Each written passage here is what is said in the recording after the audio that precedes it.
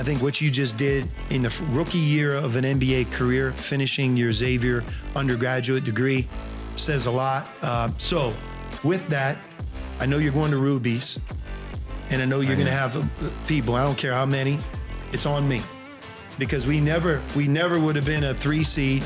I certainly never would have been in a Sweet 16, never would be in a position. All coaches are a product of their players, all of us. Coach, I appreciate that. This is the Sean Miller Podcast, presented by Deer Park Roofing.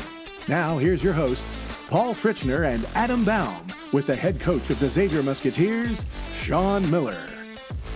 Welcome into another episode of the Sean Miller Podcast. Paul Fritchner alongside Adam Baum and the head coach of the Xavier Musketeers, Sean Miller. And to my right, a very special guest today, a soon-to-be Xavier graduate, Colby Jones. Colby, it's great to be with you here, back in town right now because graduation is on Saturday and you're about to complete your degree. So I want to start with that first and foremost. Congratulations. How are you? Yes, sir. Thank you. Appreciate that. I'm all good. Yeah.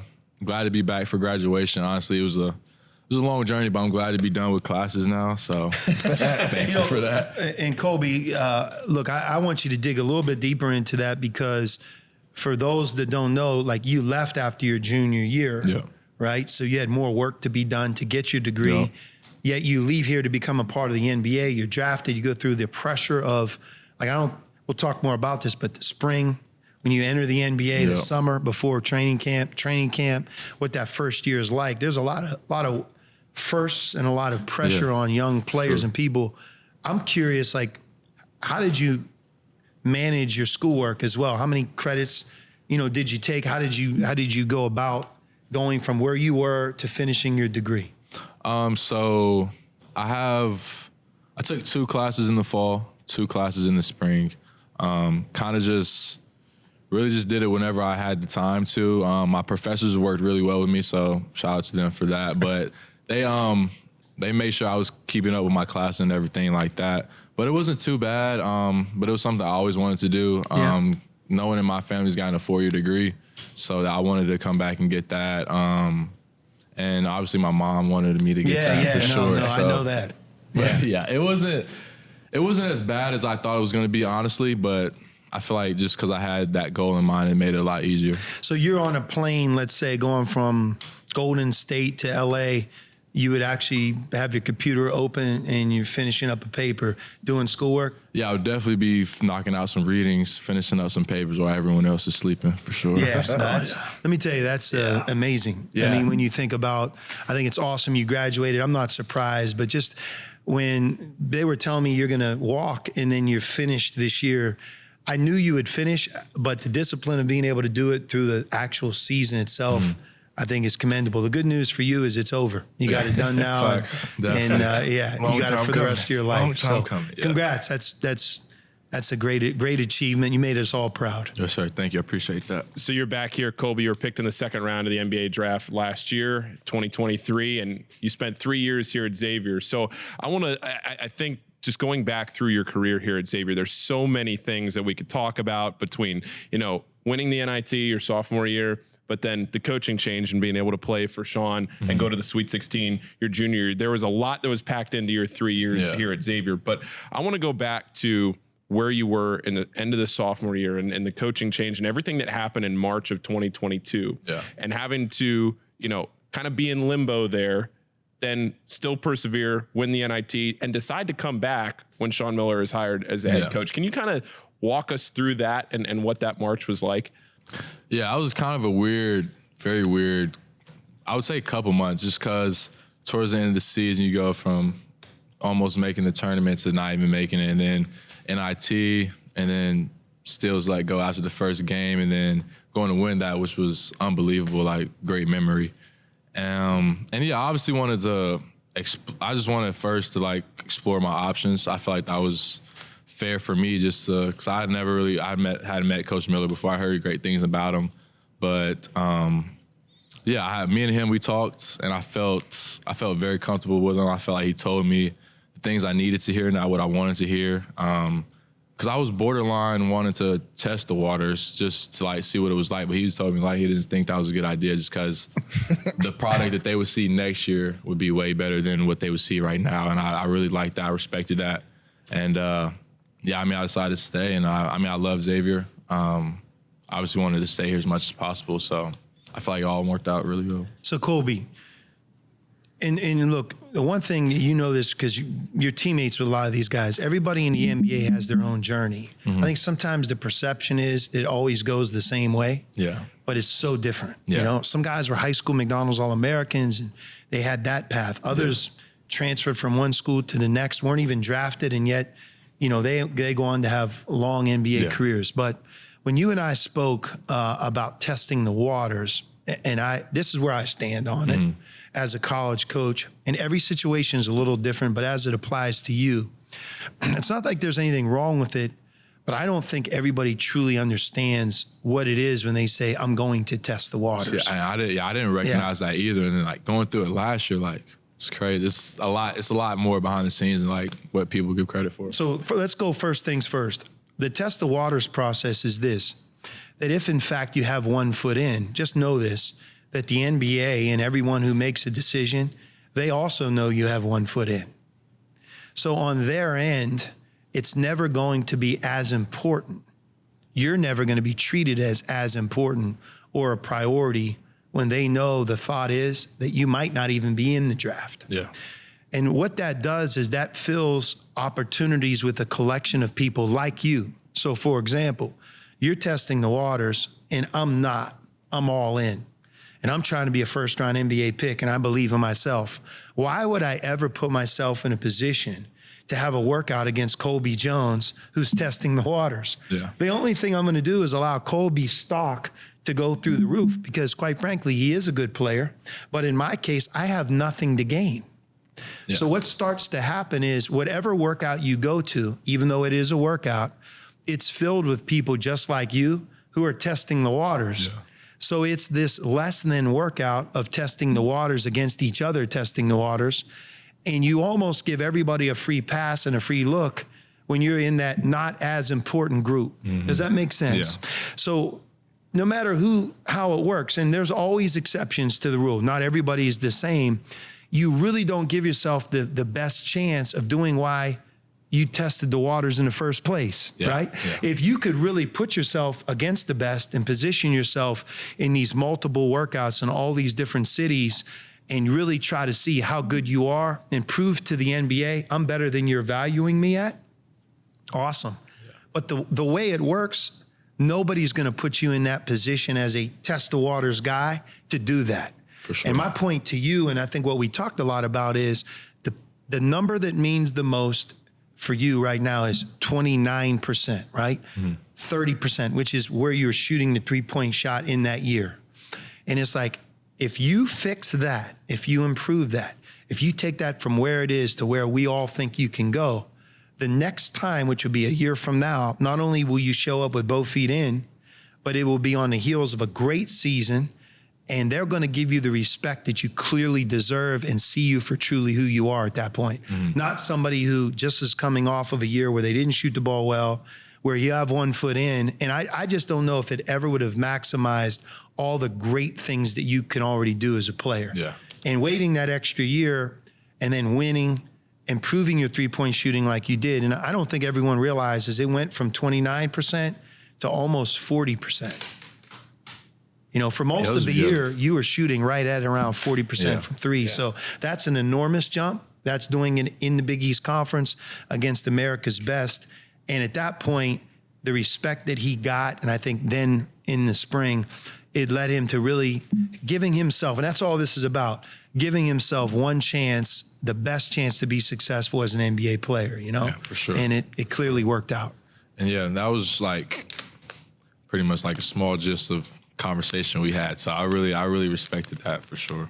So when you were making that decision to come back and you leave that conversation, not only do you have to come back, but you have to decide, I want to play for this guy. Yeah. Right. So it's partly you want to come back to Xavier. It's partly you want to test those waters, maybe go to the NBA, whatever that is. Yeah.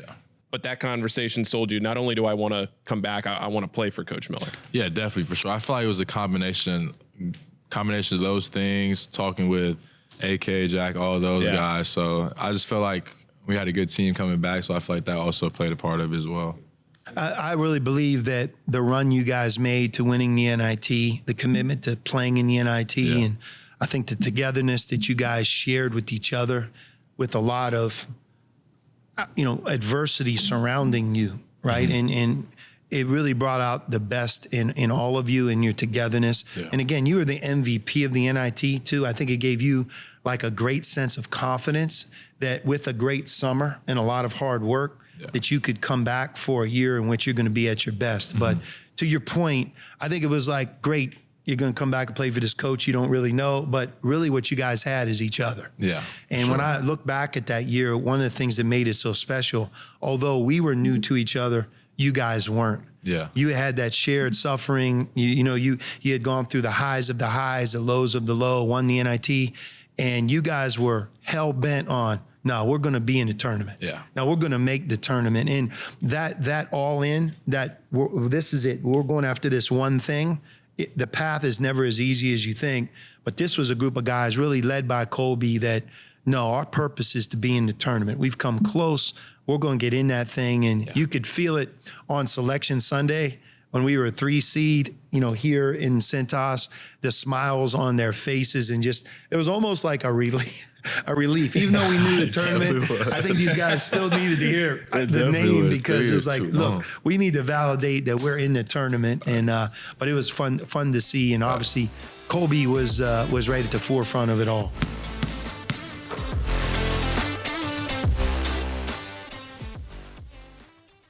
The Sean Miller Podcast is proud to partner with Deer Park Roofing, a company that's provided elite service for homes and businesses since 1996 and leads the industry in professionalism, quality, and responsiveness. Whether your needs are residential or commercial, like the outstanding work on the Cintas Center, the home of Xavier Basketball, Deer Park can handle any job and ensure it's done right. Deer Park's motto is protect what's important, and what's important to you is important to Deer Park Roofing. Visit deerparkroofing.com.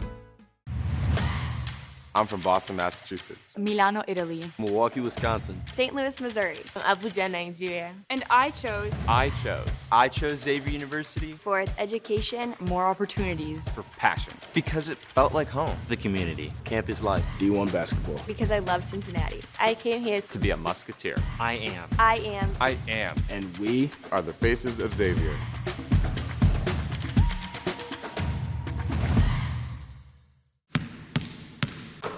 I got a little trivia question for you. You obviously you weren't here, but do you know how Colby started his college basketball career? No. He started his college career in quarantine from COVID-19.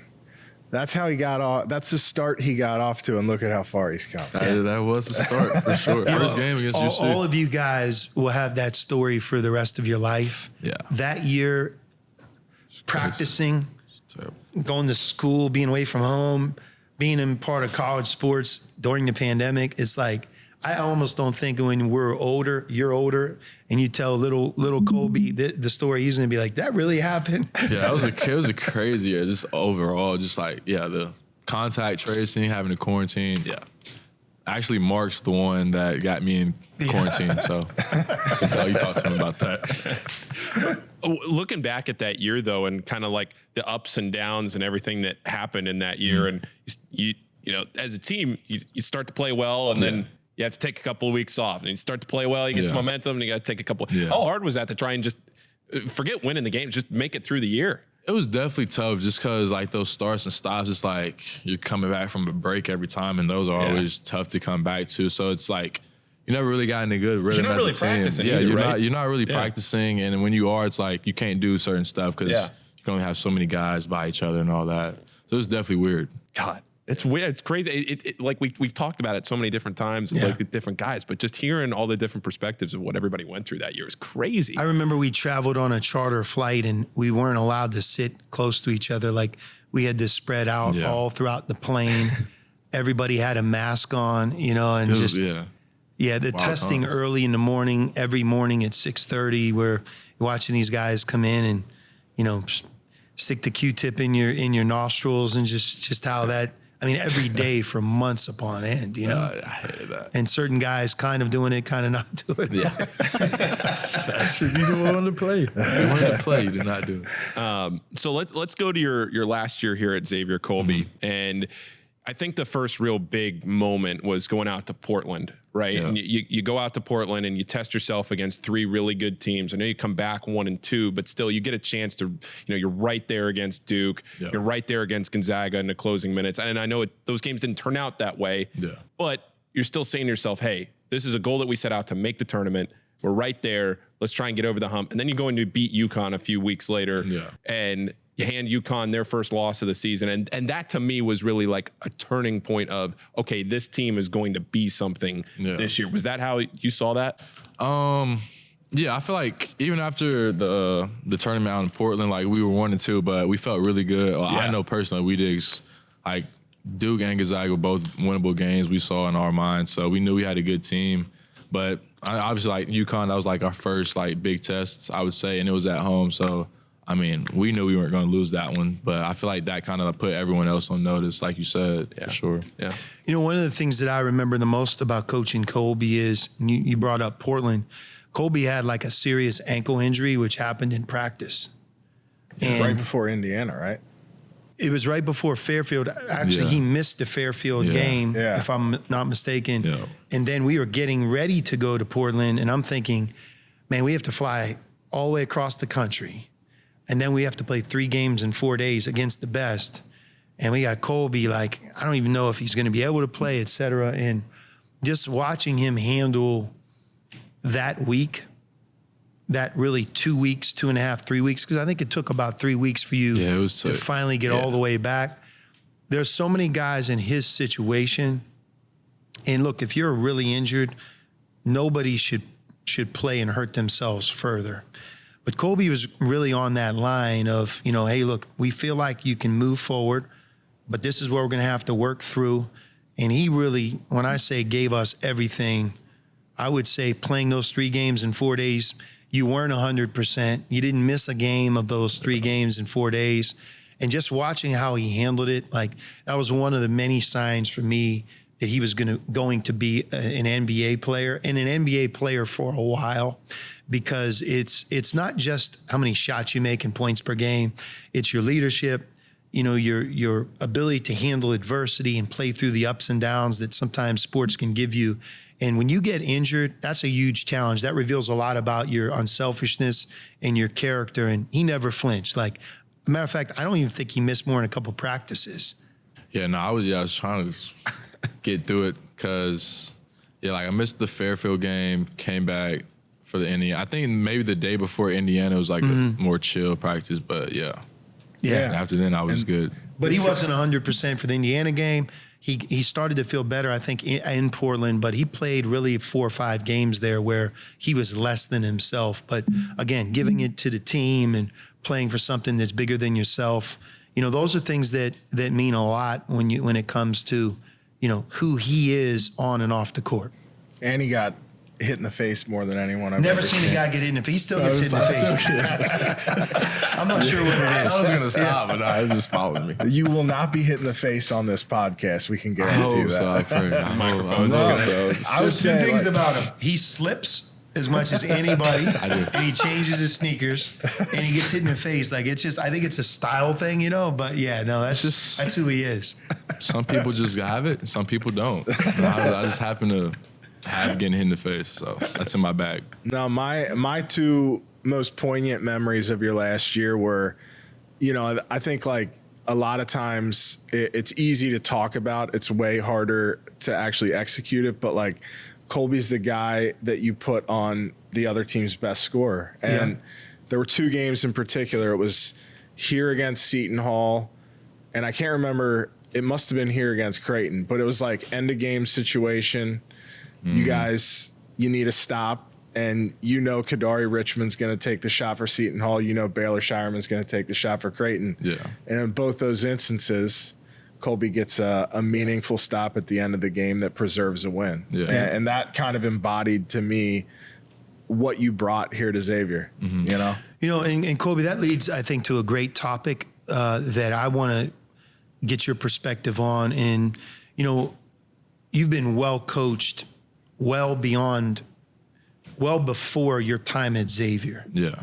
And not everybody can say that. Yeah. But, you know, I don't think a lot of people realize, number one, who your high school coach was and is, you know, even today. I want you to talk about that. But I say that because your ability to play team defense, to be a two-way player, to know what you're doing and how to do it, that doesn't come just because you want to do it or your college coach brings it out in you. Many times that process starts years before you even enter college. Yeah. I know that's the case with you. And the other thing is, in Colby's final year with us, he led us in assists. Not a lot of people realize that.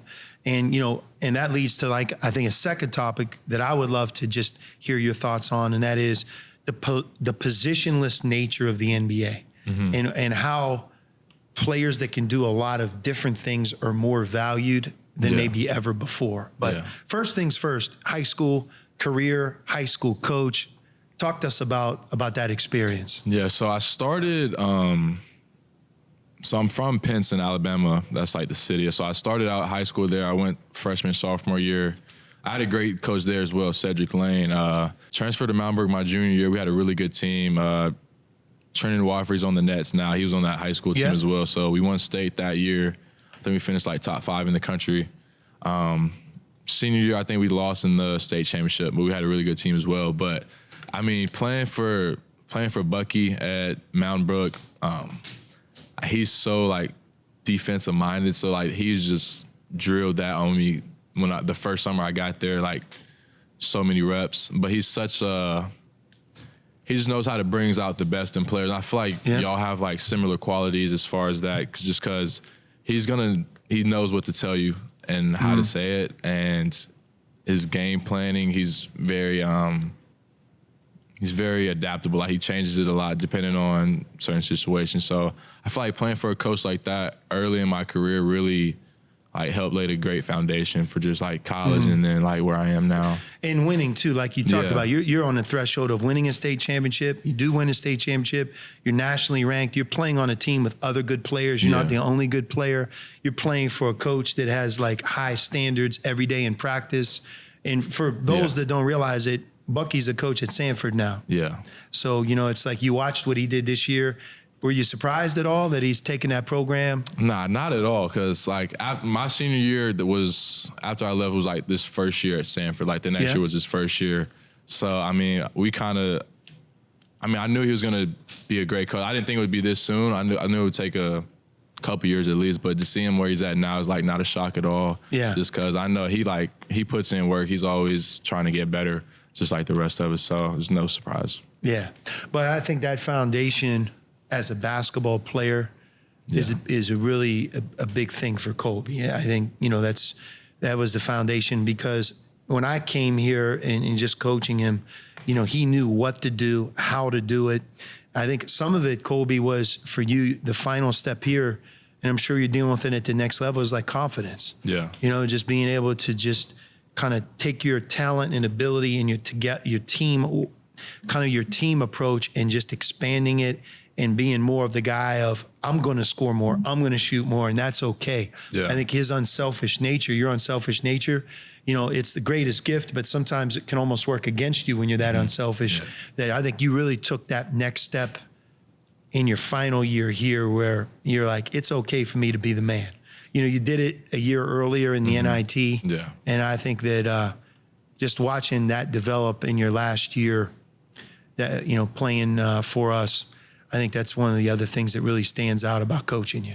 Yeah, and I feel like that summer going into junior year, working with like you and AC, like everybody, like I feel like that allowed me to just like have that confidence, because I feel like that was the most I've ever shot in my life that summer. I shot so many things. Yeah, but you know what though? That was the deal we talked about, right? Like, what's the one thing? I feel like the NBA has this gate. It's an invisible gate. Yeah. And what sometimes players don't understand is the way the game has evolved, you have to be able to shoot. Yeah. And look, for them to let you through that gate, there's a couple things that just statistically you have to be able to answer the bell on. Yeah. And that is, you know, what is your percentage from three? You know, and have you shown improvement throughout your career that your best still may be yet to come? And, I think you really passed that test, which allowed, the opportunities of today. At the very basic level of that summer, was it just shooting more? Was it working on your technique? Was it going through live action drills? What was it that brought you from 29% to 40%? It was actually my footwork. We did the 1-2. I would switch. I wasn't as consistent. Sometimes I would go 1-2, or I would just like hop into it off 2. But we switched it to just 1-2 every time, and I feel like that really changed it. Yeah. The thing about shooting is, like, we can make it more complex than it needs to. But at the end of the day, like, if your footwork's the same, it's amazing how things up top start to settle and you become more consistent. And I think that's really was like the last phase for Colby, because when you just watched his release and you watched him shoot it, he has a really good looking shot. And I think some of it was just getting him to shoot the ball the same way in game situations more often with his footwork. And, when you hear him say that, it's like something that he's held on to and remembered. It really can stick with you for sure. Definitely. But Colby, positionless basketball, what does it mean to be a guard in the NBA? Like, am I right? Because I'm not up there. It just seems like today it's not about being a position. It's about you're a guard and you're asked to do a lot of different things. Yeah, definitely. I feel like the way it's headed now is like even more guards are going to be asked to play different spots, just because like everyone, you want a guy that you can throw out with different lineups out there too. So I feel like having a guy that can play on ball or play off ball or go get a bucket or drop a pass off or make a play out the pick and roll is so like valued, just because you're getting 5 things out of one guy and you're being able to play both sides of the ball. So now you're adding that in. It's like, I feel like they're extremely valued. Yeah. I mean, these days, Sabonis brings the ball up. Yeah. Sometimes every bit as much as the actual guy you would be calling the point guard. Yeah, he does. I feel like even like the big guys, like they're becoming positionless. So I mean, the way the game is headed, I feel like 1 through 5 especially 1 through 4, be able to interchangeable. Really. Yeah.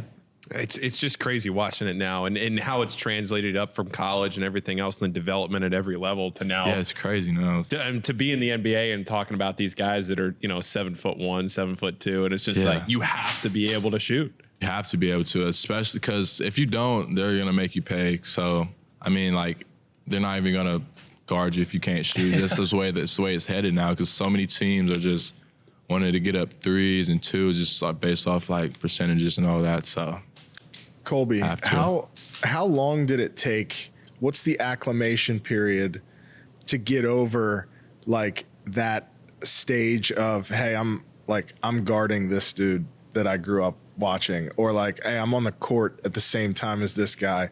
Like, I feel like that's something that you almost have to overcome between your ears, right? Yeah, I feel like definitely took a minute. It seemed like I was guarding. I mean, I was like, you're guarding players, but it doesn't seem like you're actually guarding. It's like, wow, I'm really here right now, like guarding this guy. So it's pretty crazy. It took me, I feel like, honestly, to the last couple of months of the year where I really was like I'm an NBA player. Like, I'm out here just as much as they are. So yeah, it's crazy though. It's crazy watching all like the greats like just like do what they do, for sure. When you watch an NBA game in person, and you're a part of the NBA game itself, like whether you're in or out of the game, it's so much faster than people realize. Yeah. When you're sitting, at home watching it on TV, you hear everybody say, those guys really aren't playing hard, or like the game doesn't look like they're trying. It's almost like a compliment to how great they are, that they can make the game look that way. But all of a sudden you show up and you're sitting courtside and you just cannot believe, number one, I think the difference in size of everybody. They're always taller or bigger than you think they are. Yep. And then the second part of it is just the speed of the game with a 24-second shot clock. And like you talk about, if you can't shoot, they don't guard you. But like Colby, and I know you've lived this, where you try to make the one more pass, which we teach in college, right? Be unselfish. Yeah. You got a good shot, he needs a great shot. Well, sometimes the one more pass is a curse in the NBA. Yeah. Because if you let the clock get down and you don't value a good shot, you may not get a shot that's as good as the one you passed up. Yeah. So you have to be careful looking for the one more pass, because the one more pass actually could be the detriment of the possession. And again, I think that's that's a difference. I think those are just differences between the NBA and college. Yeah, the shot clock is crazy. It's like, what's college? 30. That 6 seconds makes like a ton of difference. So completely much. different game. So People have no much. idea. It's crazy. There have been conversations, not maybe at the NCAA level, but every once in a while you'll see it on Twitter or whatever, people asking for a 24-second shot clock in college just to speed the game up. But I don't know. Do you have a take on that? I mean, you would like to think eventually it might go there because FIBA, the Olympics, et cetera, EuroLeague is all 24-second and we're 30. Remember, it used to be 35. Actually, it was 40 at one point. So it's just, you almost don't even remember that, right? But yeah, I guess that's the distinction and the difference between the NBA. That and, being able to advance the ball on timeouts, playing 4 quarters versus 2 halves. I do think there's a big difference between college basketball and the NBA. Yeah. But when you look at the NBA right now and some of the guards that have come out of the Big East or some of these wing guys that have come out of the Big East right now with the Knicks, the Nova Knicks and Jalen Brunson, DiVincenzo, Josh Hart, those guys, now yourself may get it to the NBA and some of these guys that have come out of this great conference. Do you ever get a chance to see these guys talk about playing in the Big East, or is it just, you guys are just, doing your thing and you don't get to see many of these guys too much? Yeah, honestly, like, you'll see them after the game for like a quick second, but other than that, like I'm not really like, you don't really like talk to them that much, especially like if you don't know them like that. But I mean, I feel like everyone that's played in the Big East though kind of has like a shared, I would just say a shared connection. Just like Big East is like, it's like tough basketball. So like everyone I feel like from there plays with like a certain type of toughness. Yeah. I would agree with that. Yeah. Colby, you were, we got the number 3 up there for you. You actually hit me up and you're like, when are we going to get that 3 up there? So you wanted to come on this show. So I figured, do you have anything you want to fire at Coach here? No. I don't have any problems. Smart man. He knows the name of the podcast. I got one for you, Coach. So you talked about that NIT run, and Paul and I were lucky enough to be there for that. But to me, it's surreal to think about you were sitting courtside in the stands watching that unfold. So, like, what were your early impressions of watching Colby in that tournament? No, I mean, I respected Colby. Even just watching Xavier as a former coach and fan of the program, I saw him play when he was younger and just recognized his talent. I think people in the Big East, friends that I have that coach, Ed Cooley, who at the time would have been at Providence, if you talked about the Big East or he would mention Xavier, he'd always talk in glowing terms about Colby. And so I think that I recognized his well-roundedness. I mean, it really jumps off the page, but yeah, it was weird. I think it was weird for these guys as well because the last thing I needed to do is interject myself at that point. These guys were all playing for Jonas and trying to do great things and trying to advance, and the next game could be their last game. So I really wanted to just try to stay out of the way, and yet they're always kind of looking and probably saying, I wonder what this guy's like. It probably felt weird, The TV camera was all over. But once it ended and then the NIT ended and we had a chance to talk,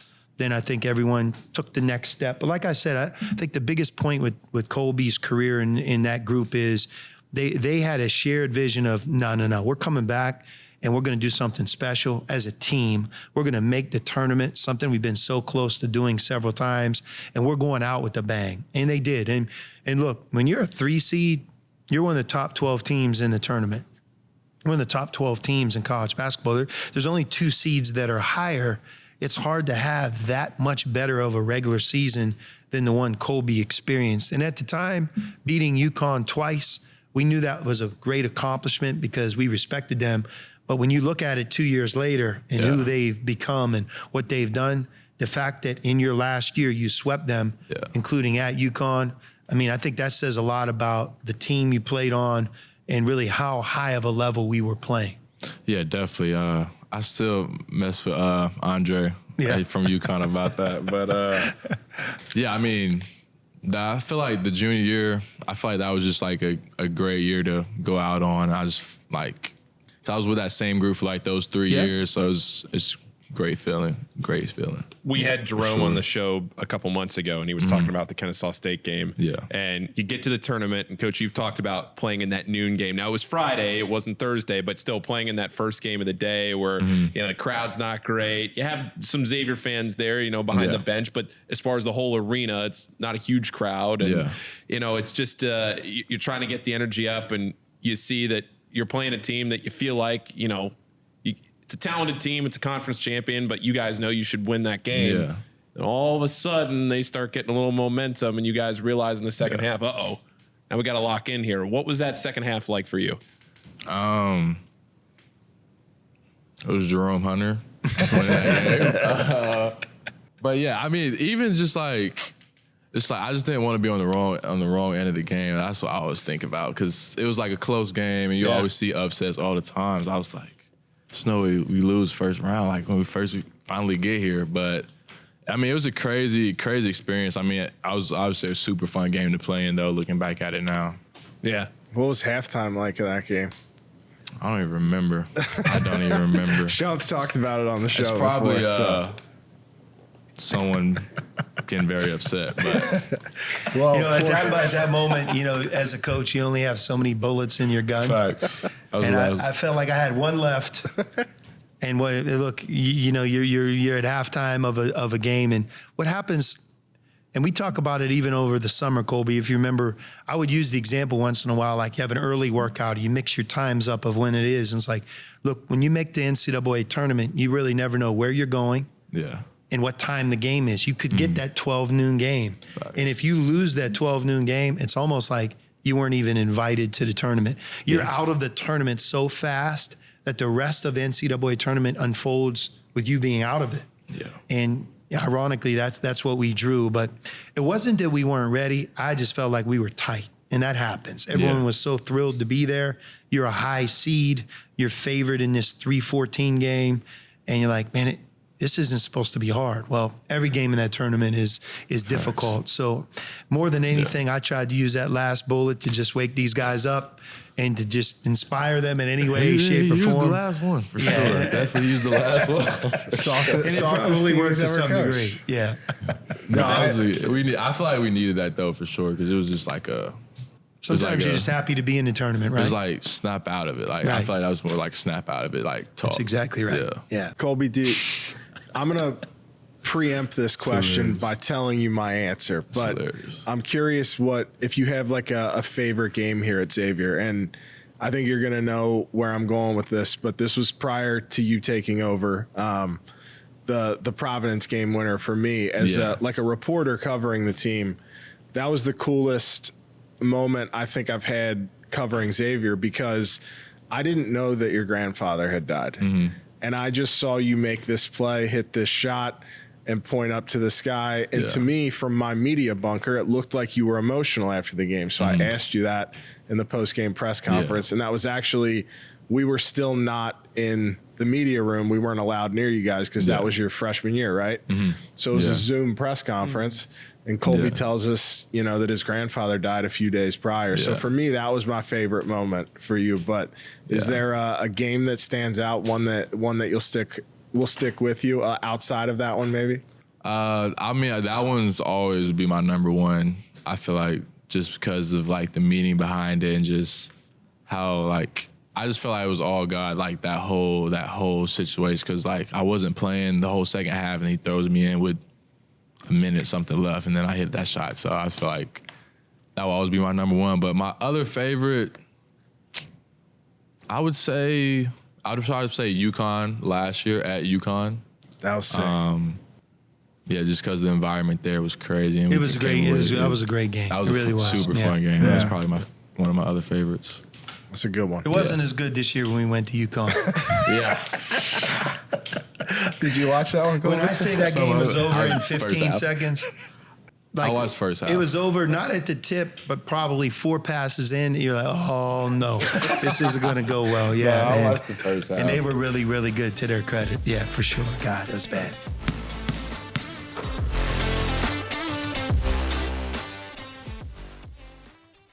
The Sean Miller Podcast is proud to partner with Payroll Partners, where you're not just a number. That means providing a best-in-class HR and payroll experience that was built on award-winning technology and live support customer service with a dedicated payroll specialist who's just a phone call away. You shouldn't have to choose between technology and customer service. At Payroll Partners, you get both. Payroll Partners is locally owned and operated by a proud Xavier alum. Visit payrollpartners.net. That's payrollpartners.net. Stop renting your power, own it. TGE Solar makes it easy to purchase solar panels for your home or business so you can take control of your monthly electricity bill and start saving today. They'll help you find the best solar system to meet your needs, and their expert in-house installation team makes the process seamless. They're proud to be based in Cincinnati, family owned and operated by a Xavier alum. Mention this podcast and save $1,000. Visit TGEsolar.com to request your free energy evaluation today. All right, welcome back into the Sean Miller Podcast. We can't thank you enough, Colby. I think it's awesome. You're back in town all week. You're going to walk at graduation. As just someone who's been around the program and been around the team, like, I mean this from the bottom of my heart. You're one of my favorite guys. Thank you, man. Around the program. Yeah, just like you had every reason to be arrogant, and you could not have been more humble about your success and everything that you accomplished here in that building, in the uniform. So I think you're a great representative of Xavier. Oh, God, thank you. Yeah, thank you. We loved having you on the show, man. Yes, I love being on it, man. And I would echo the same thing, Colby. I think your well-roundedness, your team-centered approach, like we talked about, playing through injury and just leading that team in assists. And remember, we led America in assists. Yeah. Your final team in college, team you played on, was #1 in college basketball in assists per game. And why? Well, a guy who didn't actually play the point guard position led us in assists. But your rebounding, your defensive rebounding, your offensive rebounding, all the different things that we asked you to do, guarding the other team's best player, guarding 2 and 3 different people in the same game. It's why you're a pro. It's why you're going to be, I believe, a long-time NBA player. But from a team-centered perspective, I don't know if I've coached too many guys who've brought that many good things to a game as you do as a player, not only on the court, but in the locker room with your leadership and off the court. And I'll end with how we began. I think what you just did in the rookie year of an NBA career, finishing your Xavier undergraduate degree, says a lot. So with that, I know you're going to Ruby's, and I know you're going to have people. I don't care how many. It's on me. Because we never would have been a 3 seed. I certainly never would have been in a Sweet 16. Never would be in a position. All coaches are a product of their players. All of us. Coach, I appreciate that. Now, the alcohol's on you, and I know you don't drink, so we're probably good there. We're good there. I got everything but the alcohol for everybody at Ruby's. That's the least I can do. That's on me. I appreciate that. That's big time, Coach. Thank you. Thank you. You're welcome. And you know, the way that you pay him back for that is he needs a Colby Sacramento jersey at some point. No, I got one. No, he gave me one. Yeah. They gave me one. Yeah. One of your scouts, when we played at DePaul, came to the game. Yeah, Paul did. And he brought Colby's jersey got with me. a bunch of jerseys at that game. Yeah, I did. You got Dalen Terry's? We got a bunch of them, yeah. So you'll be displayed in my basement. And I forgot about that, I'm anxious to show it to you. Colby, congratulations. Graduation, NBA, everything else, finishing up your career here with Xavier. And, thanks again for being on the show. Sir. Thank you. Appreciate it. Absolutely. My God. Thank you to everybody for watching and listening to this episode of the Sean Miller Podcast. Thanks as always to our presenting sponsor, Deer Park Roofing, the official payroll sponsor of the Sean Miller Podcast, Payroll Partners, and our friends at TGE Solar. This has been another episode of the Sean Miller Podcast. This has been the Sean Miller Podcast, presented by Deer Park Roofing, with your hosts, Paul Fritchner and Adam Baum. Join us again soon for another episode with the head coach of the Xavier Musketeers, Sean Miller.